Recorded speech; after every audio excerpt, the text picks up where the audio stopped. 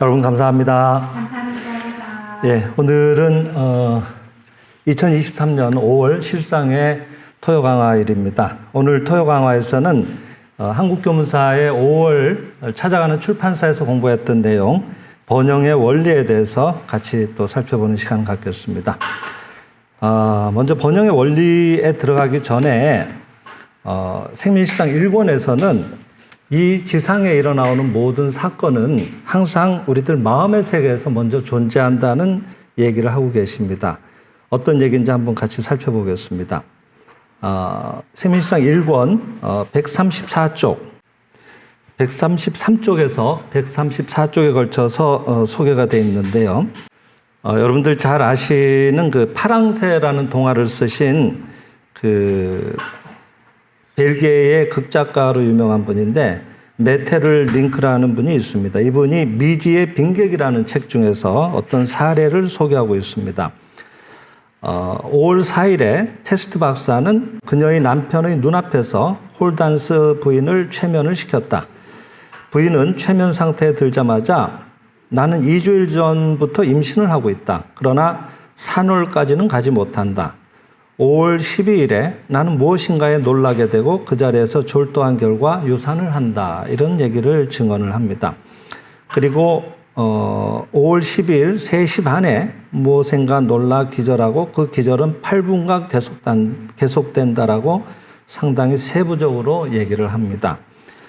그리고 이제 마침내 최면에서 깨어나서 각성 상태로 돌아왔는데, 그러니까 스스로 최면 상태에서 자기의 미래를 본 거죠. 근데 이제 그 부인이 예견했던 5월 12일이 됐습니다. 그래서 마침내 그 세부적으로 얘기했던 오후 3시 반이 됐는데 그 상황을 미리 들었던 이 남편과 테스트 박사는 그 부인이 어떤 일을 당하지 않도록 방에서 못 나가게 자꾸 단속을 하고 있었는데 부인이 이제 자꾸 나가려고 하는 거예요. 그래서 그 테스트 박사가 부인, 방을 나서면 당신 건강에 해롭습니다라고 얘기를 했어요. 얘기를 했습니다. 그랬더니 그 홀단스 부인이 하는 얘기가 선생님께서 저의 건강을 걱정하는 것이라면은 오히려 제가 밖으로 나가서 맑은 공기를 마시고 산책하는 편이 좋지 않겠습니까? 라고 얘기를 하니까 그 점에 대해서 더 이상 항변을 할 수가 없는 거예요. 옳은 얘기니까. 그래서 어쩔 수 없이 부인이 이 방문을 열고 밖으로 나가게 됐는데 불과 몇 분 안 돼서 귀청을 찢는 것 같은 비명소리가 들리는 거예요. 그래서 쫓아가 봤더니 20년 동안 한 번도 나온 일이 없는 그 집안의 어떤 장소에서 쥐가 한 마리 그녀에게 뛰어들면서 그녀는 놀라게 된 거예요. 그래서 그 비명을 질렀던 거고 그 때문에 뒤로 자빠지게 됐는데 그 예언했던 그대로 1초도 틀리지 않고 그 시간에 정확히 유산을 했다고 하는 얘기를 소개하고 있습니다. 또 이런 얘기가 있는가 하면은 123쪽에는 또 이런 사례도 들고 있어요. 이것이 전부 이제 많은 사례가 있는데 오늘 시간이 없어서 대표적인 두 사례를 소개를 드립니다. 뭐든지 항상 이 물질의 세계로 나오기 전에는 우리들 마음의 세계에서 미리 그 일들이 만들어져 있다는 얘기를 하고 계십니다. 그 중에 미국 캘리포니아주 로스앤젤레스의 심령치료가 하워드 부인이라는 분이 있는데 이분 수기에 어떤 내용을 인용하고 계세요. 그 자신의 수기죠. 근데 이 부인은, 하워드 부인은 어느 날 아침 식사 후에 접시를 닦고 있었는데 마침 떨어져 있는 친구 집을 방문하고 싶은 생각이 든 거예요. 그래서 일을 대충 마치고 이제 외출 복장을 갖추어서 집을 나서려고 현관문을 열려고 하는데 이상하게 나설 기분이 들질 않는 거예요. 그래서 왜 이러지 하다가 결국은 도저히 집 밖을 나설 수가 없어서 치장했던 장갑이나 뭐 옷을 다 다시 평상복으로 갈아입고 그냥 하루 종일 집에서 딴 일을 하고 지냈는데 그날 저녁이 될 때까지 아무 일이 일어나지 않는 거예요. 그때 이제 또 집에 있게 된 계기가 어떤 내면의 소리라고 할까? 어떤 이런 소리 있는 소리는 아니지만은 어떤 소리가 집에 있어라라는 소리가 자기 내면에서 들려왔다고 하는 거예요. 그래서 이것은 뭔가 뜻이 있겠지 하고 이제 집에서 하루 종일 지냈는데 또 자기 자신도 종교가로서 또 영적인 치료가로서 이렇게 이제 막 시작을 했던 그런 초기의 일이라고 합니다. 근데 뭔가 저녁이 돼도 아무 일이 일어나지 않으니까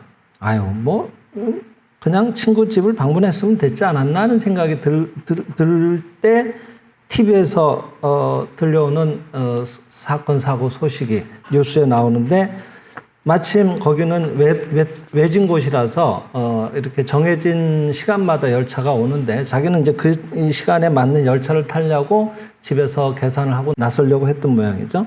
근데 자기가 타려고 했던 열차가 큰 사고가 나서 다수의 사상자가 그날 발생했다고 하는 소식이 나오는 거예요, 뉴스에서. 그러니까 이분은 직감적으로 자기도 모르게 그 사고로부터 스스로 벗어나게 돼서 사고를 피했다는 얘기도 또 이렇게 소개를 하고 있습니다. 그래서 136쪽에서 이제 이런 얘기를 하고 계십니다. 다니구치 선생의 말씀인데요.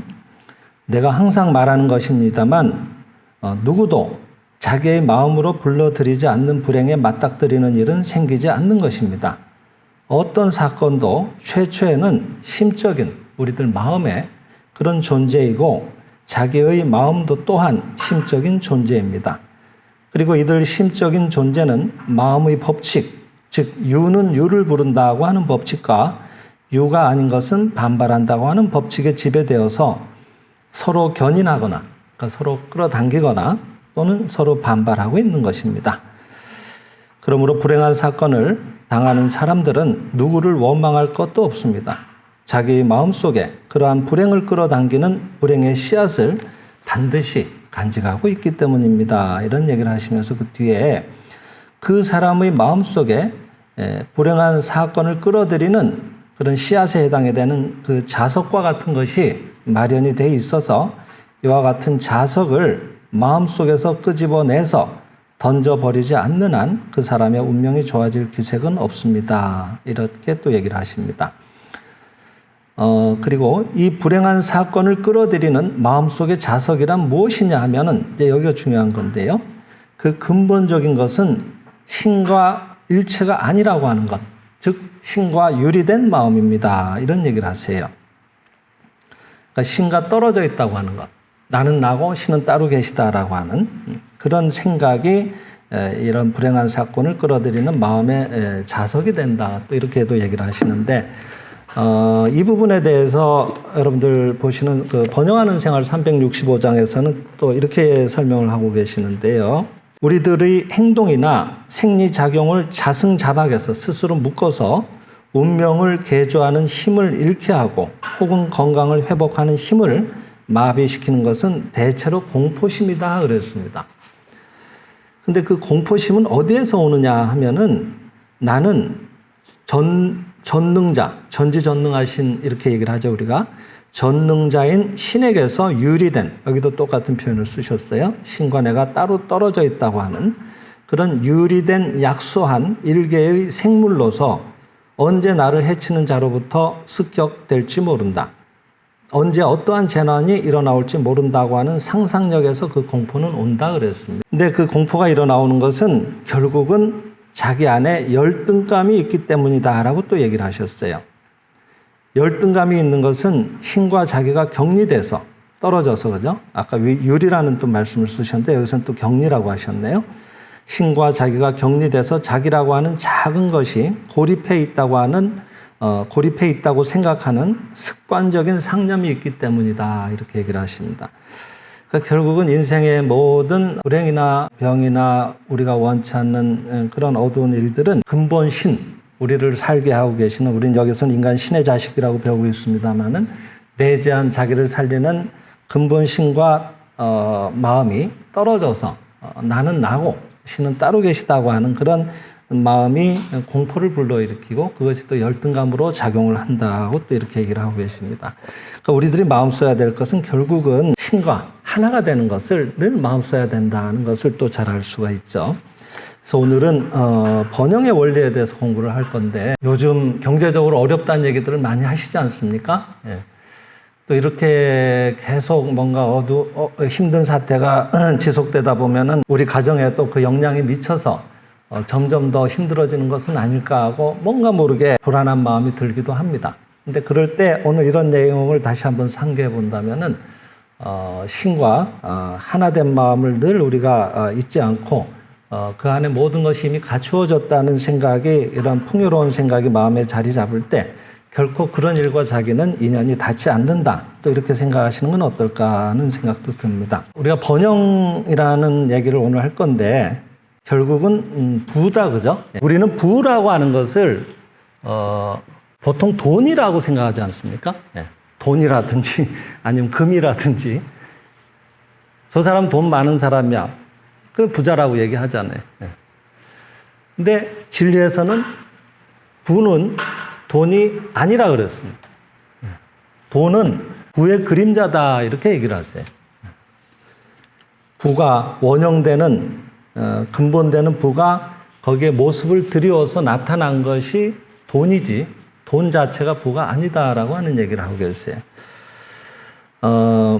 우리가 밤길에 길을 가는데 앞에 아리따운 여성이, 아주 생머리에 긴 머리를 한 여성이 가고 있어요. 근데 뒷모습이 너무 아름다운 거야. 그래서 그 모습을 보고 따라가서 뒷모습이 저 정도 아름다우면은 얼마나 미인일까 하고 조금 걸음을 빨리 해서 질러가서 이렇게 옆으로 얼굴을 봤습니다. 그랬더니 꿈에 나올까 봐 무서운 그런 흉측한 얼굴을 하고 있을 수도 있다는 거예요. 그림자를 쫓으면 그와 같이 된다는 얘기를 하고 계세요. 그래서 부라고 하는 건 그럼 뭐냐? 이것은 그림자인데 부의 실체는 뭐냐 하면은, 오늘 소개드릴 책은 아직 단행본으로 번역되지는 않았습니다만 번영과 건강이라고 하는 다니우치 마사하루 선생의 책인데, 월간지 광명에 예전에 이미 번역이 다 됐던 책입니다. 그래서 그 중에 일부를 좀 번역본을 갖고 와서 오늘 소개를 드리겠습니다. 이 번영과 건강 중에서 선생은 부라고 하는 것은 사랑과 지혜와 생명의 결정체다.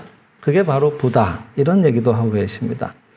그리고 그 부라고 하는 것은 음과 양의 결합에 의해서 이루어져 있다는 또 얘기도 하세요. 저희가 지금 이렇게 좋은 장소에서 또 전기가 들어와서 밝은 그런 빛 아래에서 또 전기가 작동을 해서 이 스피커도 마이크를 통해서, 스피커를 통해서 제 목소리를 확대해서 또 잘 듣고 계시고 잘 작동을 하고 있습니다. 이 전기라는 것도 결국은 음량이 있지 않습니까? 그래서 거기에서 흐를 때 전기적인 작용이 일어나오잖아요. 그렇듯이 부라고 하는 것도 사실은 이 음량으로 이루어져 있고, 그 이 음양의, 부라고 하는 음양의 질서가 잘 갖춰져 올 때 비로소 부는 실현된다. 또 이렇게도 얘기를 하세요. 그래서 이 번영과 건강에 나오는 이 부분을 좀 소개를 드리겠습니다. 부의 실상은 역시 질서입니다. 음과 양의 질서가 갖추어질 때 부로서 실현되는 겁니다. 양은 태양처럼 빛과 열을 항상 내어준다. 그죠? 내어주는 것은 남성. 그래서 그것이 양에 해당이 된다 그랬습니다. 오늘도 지금 찬란하게 해가 떠 있는데 얼마나 우리에게 희망도 주고 무한한 빛을 주고, 또 이제 여름이 다 돼가고 있으니까 또 열기도 주고, 그와 같이 끊임없이 내어주는 것, 발산해서 그것을 양이라고 했습니다. 그리고 그 내어주는 것을 받아들이는 것을 음이라 그랬습니다. 저희들은 지구에 살고 있는데 지구는 음이라 그랬거든요. 그래서 음이니까 중심자를 향해서 도는 거예요. 그래서 자전도 하지만은 공전도 하고 있죠. 지구는 태양 주위를. 그래서 태양에서 내어주는 것을 반사해서, 그래서 빛으로 하고 또 흡수해서 열로 한다 그랬습니다. 이 준비 태세의 기능이 없으면 모처럼 주어진 것도 그 효율을 발휘할 수 없다 그랬습니다. 즉 만들어낼 수 없다고 하는 거예요. 그래서 뒤에 얘기하십니다만은 그것은 마치 준비태세가 없는 것은 불임증의 여자와 같다 그랬어요. 남편으로부터 그런 생명의 씨를 받아도 갖추어질 태서가 이렇게 받아들이는 자세가 갖춰져 있지 않으면은 불임증이 되는 것과 마찬가지로 양으로부터 오는 베풀어진 것에 대해서 받아들이는 마음이 갖춰지지 않을 때 그것은 가치로서 드러나올 수 없다고 하는 겁니다. 그러니까 지구에서 점점 이렇게 멀어져서 올라가게 되면은 오히려 더 추워지고 어두워집니다. 그것은 벌써 공기가 희박해지고 태양의 열을 흡수하거나 반사하는 그런 힘이 점점 약해지니까 그러니까 추워지고 어두워지는 거죠. 그래서 받거나 반사하는 그런 여성적인 기능이 없다고 한다면은 주어지지 않는 것이나 마찬가지다 그랬어요. 암만 주어지고 있어도 우리가 받아들이는 마음, 그것이 저희들이 여기서 말하는 감사예요. 주어진 것을 이렇게 기꺼이 받아들이는 마음이 바로 감사하는 생활이거든요. 그래서 감사하는 마음이나 그런 받아들이는 마음이 충분히 거기에 작동하지 않으면은 없는 거나 마찬가지. 그래서 무엇보다도 받아들이는 마음을 일으키는 것이 중요하다는 얘기를 하십니다.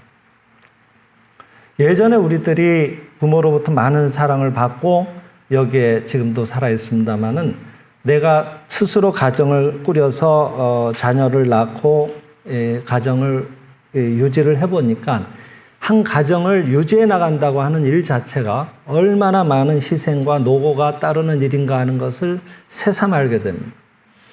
그리고 그것이 얼마나 감사한 일이었던가 하는 것을 새삼 몸으로 느끼게 됩니다. 하지만은 지난날 내가 자녀였을 때는 그렇게 받고 있던 시절에도 내 마음에 받아들이는 마음이 미약하다 보니까 그다지 감사한 것이 안 느껴져 왔던 거예요. 그리고 그 은혜가 충분히 더 나를 통해서 이렇게 드러나오는 것들이 미약했다고도 할 수 있겠죠. 우리가 빨리 이런 진리를 알았다고 하면은 어려서부터 뭐든지 밝은 면을 보고 또 부모에게도 순종적으로 예하고 감사합니다 하는 생활을 했었으면은 사서 고생하는 그런 일들은 좀 적지 않았겠습니까? 오히려 더 자기 재능을 발휘하고 하늘이 주신 자기 천분을 발휘하고 더 주위 사람들과 원만해지고 그리고 지금의 환경도 지금보다는 훨씬 더 윤택하고 조화로운 그런 환경에 놓여 있지 않겠나 상상이 됩니다. 그래서 있어도 우리들이 받아들이는 마음이 적으면 없는 것과 똑같다고 하는 것이 대단히 중요한 점입니다. 그러니까 불평만 늘어나서는 불을 받을 수 없다고 하는 거예요. 불평은 결국은 없는 것과 똑같아지는 것과 마찬가지인 거예요. 인정을 안 하는 것이니까.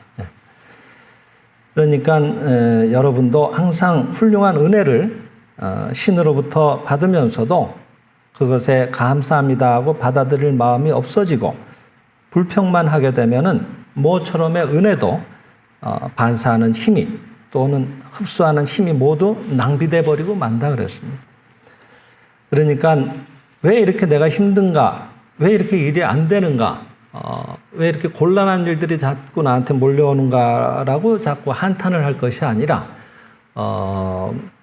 주어진 은혜를 이렇게 받아들이는 힘이 내가 부족해서 그 놀라운 은혜가 모습의 세계로 드러나오게 하는 힘이 내가 부족하다 보니까 그것이 실현되지 못한 결과로서 지금 뭔가 부족한 일들이 있다고 보는 게 더 정확하다고 하는 겁니다. 받는다고 하는 것은 인정하는 거고 인정할 때 비로소 나타난다고 하는 것. 이런 것들은 굉장히 중요한 원리라고 생각이 됩니다. 요즘 그 당뇨로 고생하시는 분들이 많잖아요. 소중한 것들이 몸에서 그냥 이렇게 줄줄 새어나가는 형국입니다. 당뇨병의 증상 자체가. 그것은 옛날에는 부자병이라 그랬습니다. 부자들이나 걸리는 병이다. 그러니까 좀 이게 배가 나오고 뭔가 옛날처럼 요만한 게 주어져도 아유 감사합니다 이런 게 아니고 그냥 뭐든지 당연한 거예요. 이제 다 먹고 살만해졌거든. 그러니까 별로 대수롭지 않은 거예요. 이제 더 좋은 거 갖고 싶고 이런 거지. 그러니까 점점 더 많은 걸 갖게 되면 감사하는 힘이 점점 더 약해지기가 쉬워요. 많은 게 베풀어지면 사람들은 감사하는 힘이 더 늘어날 것 같지만 아닙니다. 잘 생각해 보면은 지금 웰빙이니 뭐니 해서 음식도 예전의 것들이 정말 웰빙 음식이었다 이런 얘기들을 많이 해요. 무슨 관광지를 가도 추억의 도시락이라 가지고 그 옛날에 그게 뭐가 좋았다고 양은 도시락에 밥하고 별거 없다 보니까 거기다 그냥 다 넣어가지고 이렇게 그냥 대충 비벼서 먹었는데 그게 알고 보니까 참 좋은 음식이었고 맛이 있었다. 그래가지고 새삼스럽게 이 좋은 시절에 또 그것을 관광 상품으로 팔기도 합니다. 근데 잘 생각해 보면 그것이 맛이 있었던 것이 아니라 그 시절에는 때가 돼야 먹었던 거예요. 간식이라는 게 잘 없었습니다. 그 한 끼 식사가 굉장히 감사했던 거예요. 그러니까 일단은 허기가 지니까 맛이 있을 수밖에. 시장이 반찬이라고 얘기를 하지 않습니까? 그리고 뭐가 색다른 게 그다지 없었거든요. 고기라고 해봐야 1년에 몇 번 먹는 이런 정도로 돼 있었던 거죠. 저도 기억이 납니다만은 모욕을 물론 가기는 합니다만 대중탕이 많았잖아요. 예전에는. 그때 명절 때가 되면 대중탕이 미어 터져요. 앉기도 어려웠어요. 그래서 날 잡아서 한 번씩 이렇게 몸을 씻고 했던 기억도 있습니다. 근데 그런 것들이 참 무슨 즐거운 추억으로 남아있고 하는 것은 그때 느낌이 강렬했다고 하는 거예요. 지금은 너무 잘 갖춰져 있으니까, 좀 못한 데 가면은 제일 먼저 불평이 나옵니다. 이게 뭐야 하는 생각이 들거든요. 그러니까, 이 당뇨라는 것도 잘 살펴보면은 뭐든지 당연해져서 감사하는 힘이 부족해서 그래서 불평이 자꾸 늘어나는 거예요. 소중한 것을 소중하게 흡수를 안 하는 거예요. 소중한 걸 그냥 자꾸 갖다 버리는 생활을 하고 있는 거예요. 나 자신이. 그래서 자꾸 나가는 일들이 나오는 겁니다. 그러니까 혈당을 조절하려고 또 거기에서 뭘 챙겨 드시고 이런 걸 애쓰시는 것보다는 좀 공복을 유지하시면서 뭘 드시든 정말 이 음식이 내 앞에 올 때까지 많은 분들의 노고에 감사하고 또 감사하고 그러면서 이렇게 충분히 그 천지 자연에 또 노고를 해주신 분들의 은혜에 감사하는 마음으로 식사를 하시면은 반드시 좋아집니다. 있어도 없는 거와 마찬가지라는 것은 이런 거죠. 반사하지 않으면 나타나오지 않는 것은 마치 이 태양빛과 같습니다. 우리가 지금 바깥에 태양빛을 보면은 그저 무색이죠. 근데 저기다가 이렇게 이 삼각형의 이런 프리즘 같은 걸 대놓고 반사를 시켜보면은 아주 총천연색으로 색깔이 분리돼서 나타납니다. 이미 저 무색의 태양광선 속에 총천연색이 있어요.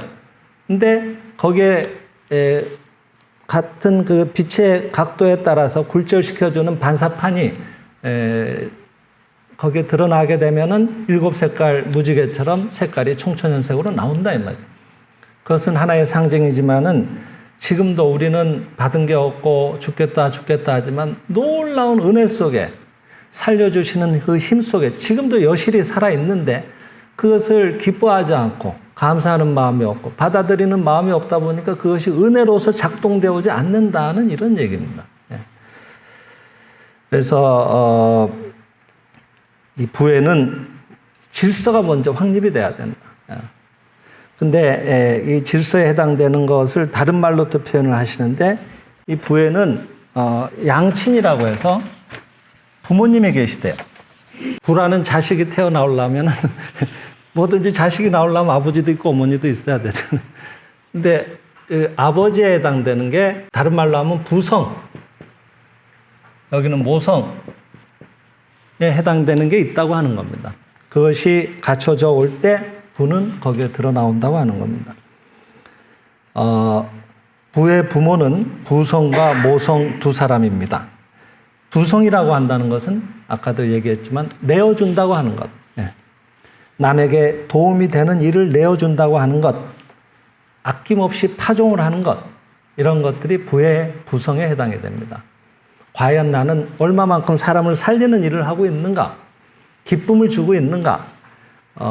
세상에 도움이 되는 일을, 아이디어를 내놓고 있는가? 역할을 하고 있는가? 그런 것들을 열심히 파종하고 있는가? 이런 것들을 살펴보라고 하는 겁니다. 부가 안 온다고 한탄만 할 게 아니라 뭘 심어야지 뭐가 나오든지 말든지 할 거 아니겠어요? 그러니까 먼저 그런 도움이 되는 일을 파종하라 그랬습니다. 이것이 부를 낳는 아버지의 일이다 이렇게 얘기를 하세요. 그 다음에 어머니, 모성에 해당되는 것은 어떤 건가 하면은 그 뿌려진 은혜를 흡수하고 감사하게 받아서 기르는 일이 바로 어머니의 일이라 그랬습니다. 그러니까 부를 원하면은 주는 일과 받는 일, 이 두 가지 일을 모두 겸비해야 거기에 부라는 자식이 태어나온다 그랬거든요. 그러니까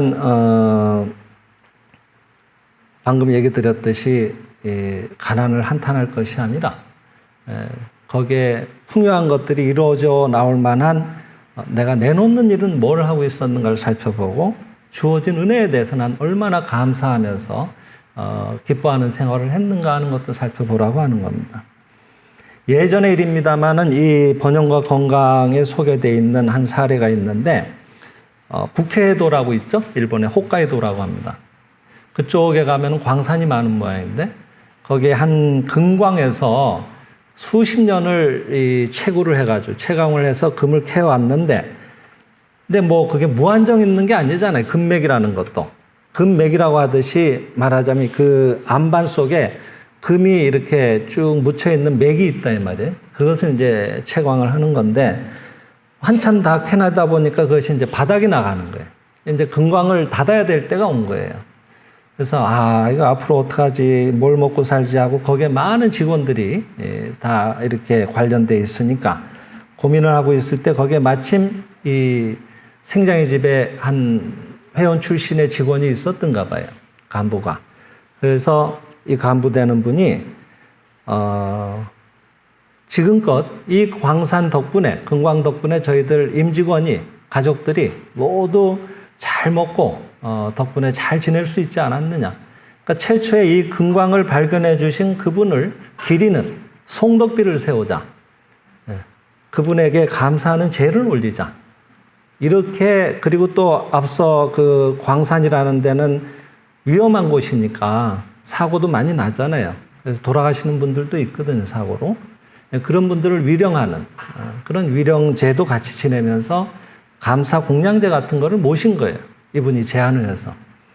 근데 그 공양제를 올리고 나서 얼마 안 돼가지고 바로 그 금강 안에서, 바로 근처에서 새로운 금맥이 발견이 됐어요. 우연히.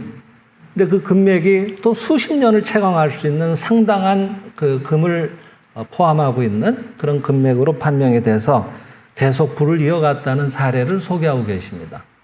여기에 이제 모성의 원리가 작동이 된 거예요. 그러니까 여태까지 누렸던 것에 대한 감사가 거기에 충실히 작동을 하니까 역시 부가 태어나왔다. 이렇게 또 받아들이셔도 될 것 같아요. 세상에는 이런 분도 계세요. 나는 누구 도울 마음도 없고 그런 내 힘도 없고 그렇다고 누구 도움도 안 받는다 나는.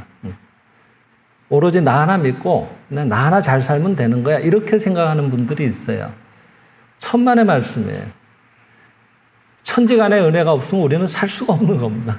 지금도 기상이변인에서 얘기들을 합니다마는 멀쩡하게 지금껏 잘 살았던 거예요. 인간의 이기심이 이 지경까지 몰아왔습니다마는 조금만 더워져도 죽겠다고 난리고, 그죠?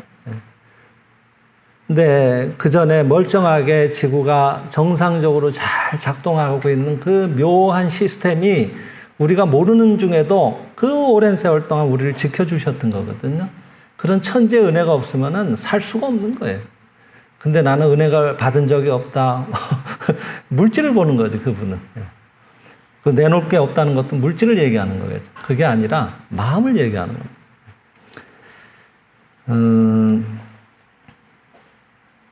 그래서 또 한 사례를 얘기하고 계시는데 인도의 한 동화의 얘기를 소개하고 계세요. 인도 동화 속에 어떤 사람이 그 야상에서 있는 벌들이 있잖아요. 개들을 채집을 해가지고 자기 집에 벌통을 만들어 놓고 거기 뭐 설탕물도 넣고 이래가지고 집에서 이제 벌을 키워서 꿀을 얻어 먹으려고 그 잔뜩 벌들을 많이 잡아갖고 와서 거기에다 이제 통에다 넣어준 거예요. 그 안에 꿀물이 있으니까 들어가겠지. 근데 이제 조금 모였다 싶으면 또 꿀들이 다 저 벌들이 다 없어져요. 또 잡아와서 또 채워놓으면 또 없어져. 그래서 이 문제를 어떻게 하면 좋을까 하다 어떤 지혜로운 분한테 물어봤어요. 어떻게 하면 이 벌들을 잘 키워서 꿀을 얻을 수 있을까요? 하고 물었더니 이분 하는 얘기가 왜 저한테 꿀벌들이 오지 않을까요? 다 도망을 갈까요? 하고 물었더니 그것은 꿀벌의 영혼을 당신의 보금자리로 가져오지 않았기 때문입니다. 라고 답을 주신 거예요. 그러니까 꿀벌의 영혼이라 그러니까 그게 뭔지 모르잖아요. 그래서 꿀벌의 영혼이란 건 도대체 무엇을 말합니까? 하고 물었더니 꿀벌의 영혼은 여러분 뭔 것 같으세요? 여왕벌이. 여왕벌이 있으면은 일벌들은 다 거기로 모여오거든. 그렇듯이 이 부라는 것도 부를 얻자면은 부의 여왕벌을 먼저 거기에 갖고 와야 된다고 하는 거예요. 부의 여왕벌은 여러분 뭐냐면은 방금 얘기 드렸던 좋은 것을 내어준다는 정신, 그 마음을 말한다고 했습니다. 그런데 무작정 내어줘서 될 일은 아닌 거예요. 그래서 거기에 질서가 있어야 된다 그랬습니다. 성서에 부를 얻자고 하면 먼저 신의 나라와 그 뜻을 구하라. 그 밖의 것은 너희에게 더해지리라는 말씀이 있는데 하나님은 신은 그 신의 그 뜻은 의로움은 뭐냐 하면은 마땅한 것이 때와 사랑과 장소에 따라 이렇게 따르는 그런 질서가 바로 그 신의 그 뜻을 질서 있게 전개시키는 것이다 이렇게 얘기를 하십니다. 질서가 있어야 된다 그랬습니다. 낭비하거나 해서는 안 된다 그랬습니다. 때와 사랑과 장소. 사뭉이라는 이렇게 어려운 표현을 쓰시는데, 그러니까 그 사람에 맞게끔 베풀어 드리는 거예요. 가령 거리에서 구걸을 하시는 분들도 있다고 하잖아요. 근데 그분들한테 뭔가 물질적으로 도움을 드리는 것도 훌륭한 일이지만은 그분들은 그것을 받게 되면은 계속 거기에 의존하게 되면은 나중에 스스로 자립하는 힘이 자꾸 없어지게 될 수도 있어요.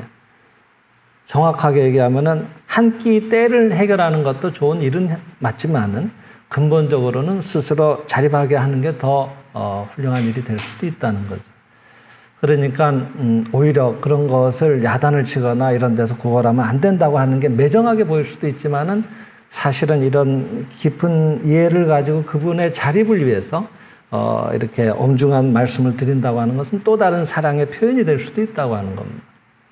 그분을 위해서, 그리고 안 보이는 데서 그를 위해서 기도를 한다든지 이런 것들이 오히려 더 훌륭한 일이 될 수도 있는 거죠. 그러니까 부처님도 대기설법이라고 하셔서 그 사람에 맞게끔 얘기를 하시기도 하셨다고 하거든요. 그래서 때와 장소와 사람에 따라서 그렇게 지혜롭게 도움이 되는 것, 이것이 부성적인 또 작용이기도 합니다. 대체로 아버지들은 집안에 이렇게 자애롭거나 자녀들을 안아주거나 하지만은 않거든요. 때로는 엄하게 혼내기도 하는 것은 대체로 아버지의 역할입니다. 그것은 지혜가 거기에 발동하고 거기에 때와 장소에 따라서 알맞게 지혜가 거기에서 드러나오기 때문에 부성으로서 그렇게 작동을 한다고 보셔도 맞지 않겠나 생각이 됩니다. 하지만 한없이 이렇게 몰아붙이기만 하면 또 위축이 되거든요. 그러고 나면 또 어머니는 가서 한없이 안아주는 거예요. 그래서 얼마든지 할 수 있다는 또 힘을 또 다시 주거든요. 예. 그런 것들이 질서 있게 거기에 갖춰져 올 때 거기에 훌륭한 일들이 일어나온다. 이렇게 보셔도 좋을 것 같습니다. 그래서 이 부에 대한 것을 오늘 좀 살펴봤는데, 부에는 질서가 갖춰져야 된다고 하는 것, 그리고 거기에는 질서에 해당되는 것으로서 부성과 모성이 있다고 하는 것. 부성이라고 하는 것은 내어주는 것을 말하고, 모성이라고 하는 것은 받아들이는 것을 말한다. 그래서 내 생활을 돌이켜 보셔서 얼마만큼 나는 내놓는 생활을 하고 있는가, 또 주어진 은혜에 대해서 감사하는 생활을 하고 있는가 하는 것을 살펴보는 계기가 되셨으면 좋겠습니다. 끝으로 번영하는 생활 365장의 한 구절을 소개해 드립니다. 248쪽에 천국을 지상에 실현하자면이라는 소제목의 내용입니다. 당신이 이 세계에서 얻을 수 있는 행복은 진실은 자기의 노력의 결정도 아니고 일에 대한 보수도 아닌 것이다. 좀 말씀이 느닷없죠, 그죠? 내가 노력해서 내가 행복을 얻는다고 생각을 하는데 그렇지 않다고 하는 겁니다. 그것은 현상적으로, 그러니까 모습의 세계로 나타나오는 그 과정을 보면은 분명히 노력의 결정이고 일에 대한 보수인 것이다. 그러나 그것은 현상의 영화에, 우리가 이제 이렇게 전개돼 나오는 과정을 영화로 자주 비유하시잖아요, 선생은. 그래서 그 현상의 영화에 그렇게 나타나와 보이고 있을 뿐이다. 현상계는 반영의 세계이기 때문이다. 그랬습니다. 그러나 그와 같이 화면, 즉 현상계에 나타나오는 것은 실은 이미 어떤 필름에 있는 화상, 그림의 모습이 영상으로서 나타나오는 것이다. 이미 필름에는 그 모습은 있는 것이다. 필름의 화상이 스크린에 비추어져 오는 것이지만 우리들이 오감의 눈으로 영화를 볼 때는 화면 속의 인물이 행동하고 갖가지 일을 만들어내는 듯이 보이는 것이다. 진실은 이미 있는 화상이 비추어져 오는 것이니까 우리들이 할 일은 빛을 비추고 초점을 맞추는 것뿐이다 그랬습니다. 그러니까 우리가 뭘 자꾸 노력을 해서 그것을 실현해야 된다는 생각을 갖기가 쉽잖아요. 근데 이런 점은 오늘 이런 데서 이렇게 좀 잘 착안을 하셔서 그런 내가 길을 써서 내 노력으로 이루는 것이 아니라 이미 있는 화상, 그러니까 이미 있는 화상이라고 하는 것은 종교적으로 설명한다면은 막 기독교의 창세기에 나오는 신께서 만드신 이미 완전한 세계, 보시기에 참으로 좋았다고 하는 세계, 그리고 인간은 그 모든 것을 누리고 번영하라고 했던 그 말씀들, 이와 같은 것들이 되겠죠. 그래서 이미 우리들은 건강할 수밖에 없고 번영할 수밖에 없고 조화로울 수밖에 없고 자기 능력을 다 바추어서 사람들에게 기쁨이 되고 또 그 사람들은 자기를 맞아주고 기뻐하고 그런 대조화로운 그런 관계에 이미 있는 것이 이미 완성된 모습이라고 하는 겁니다. 그것을 드러나오게 하는 일은, 우리가 할 일은 거기에 빛을 비춰야 된다 그랬습니다. 빛을 비춰야 영화가 상영이 될 거 아니에요. 필름이 앞만 있어도 필름 혼자 떡하니 서 있어가지고 그게 돌아간다고 해도 빛을 비추어서 그것을 드러나오게 하는 그림자를 비추어주지 않으면, 렌즈를 통해서 확대되지 않으면 스크린으로는 보여져 오지 않듯이 빛을 비춰야 되고, 빛을 비추더라도 거기에 초점을 맞춰야지 그게 선명하게 스크린상으로 나오지 않겠습니까? 예. 초점이 안 맞으면 영화가 그 주연 배우가 아무리 미인이더라도 초점이 하나도 안 맞으면 미인인지 아닌지 알 길이 없다 이 말이에요. 그와 같듯이 우리가 할 일은 빛을 비추고 초점을 맞추는 것인데, 여기에서 빛을 비춘다고 하는 것은 진리를 아는 것이다 그랬습니다. 먼저 번영에 대해서도 우리가 오늘 잠깐 살펴봤습니다만은, 부에 대해서도 부의 원리를 알아야지 부가 드러나올 수 있지 않겠습니까? 부가 뭔지도 모른 채 돈만 추구하면은 그림자를 쫓다가 망하게 되는 거예요. 예. 실망하게 되는 거예요. 실체가 없는 거니까. 그림자라고 하는 것은 있는 것처럼 보이지만 반드시 사라질 존재거든요. 그러니까 돈을 쫓으면 반드시 망하게 되는 거예요. 진짜 성공하는 사람들은 돈을 쫓지 않습니다. 부의 원리를 체득을 하신 거죠, 그분들은. 그러니까 우리가 할 일은 이 초점을 맞춘다고 하는 것에, 빛을 비춘다고 해당되는 먼저 진리를 알아야 된다. 번영을 하자면은 부의 원리를 알아야 된다. 그리고 초점을 맞춘다고 하는 것은 그것에 마음을 집중해서, 그 필름에 있는 내용에 대해서 마음을 집중해서 그 염상을, 마음의 그 그림, 마음의 모습을 생생히, 그러니까 우리가 실상관을 할 때 하나하나 생생하게 신의 무한한 살리시는 힘이 흘러들어와 내 안에 가득 차가지고 이미 완전하게 실현된 모습을 생생하게 느끼고 반복하고 이런 일들을 하지 않습니까? 그런 것들이 초점을 맞추는 것에 해당이 되는 겁니다. 그래서 그 염상을 뚜렷하게 그려서 우리들 의식 속에 정착시키는 거다 그랬어요. 사진을 찍었으면은 현상을 하고 정착을 해야지 완성이 되잖아요. 가만 놔둬서 현상에게 계속 담가두면은 계속 반응을 일으켜서 나중에 다 날아가 버려요. 그 그림도 다 없어져 버립니다. 나중에 어느 단계에서 딱 거기에 멈추게 하는 정착을 하듯이 마음속에 깊이 새기는 걸 말하는 의식 속에. 그래서 어떤 일이 일어나도 우리들 마음에 혼란이 일어나오지 않도록 반드시 잘 될 수밖에 없다는 것. 이런 것들을 마음에 확신이 되올 때까지 먼저 무심히 이런 진리의 세계에 대한 이해를 가졌으면은 내놓는 일을 계속 그냥 기쁜 마음으로 하는 거예요. 예전에 일본에도 그 전후에 힘든 분들이 많았잖아요. 직업이 없어서 일자리도 별로 없고 그때 당장 내일 먹을 끼니도 걱정을 해야 되는 그런 한 가장이 이 생장의 집에 강사를 찾아왔어요. 그래서 이런저런 얘기를 나누다가 먼저 내놓는 일을 하십시오, 당신은. 누군가에게 기쁨이 되는 일을 하세요. 정 안 되면은 집 앞에 골목이라도 좀 나와서 쓰세요.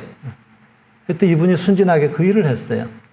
근데 사람들 다닐 때 하려니까 뭔가 쑥스럽고 그래서 새벽에 혼자 먼저 나와가지고 그 골목을 사람들이 다니는 자기 집까지 가고 저 입구에서부터 깨끗하게 골목을 매일 쓸은 거예요. 근데 그렇게 일주일 무심히 하여튼 한 달 가까이 그런 일을 했을 때 그 몇 집 건너편에 살던 어떤 그 공장을 운영하는 한 사장님이 거기도 일찍 출근하다 보니까 이분을 매일 본 거예요.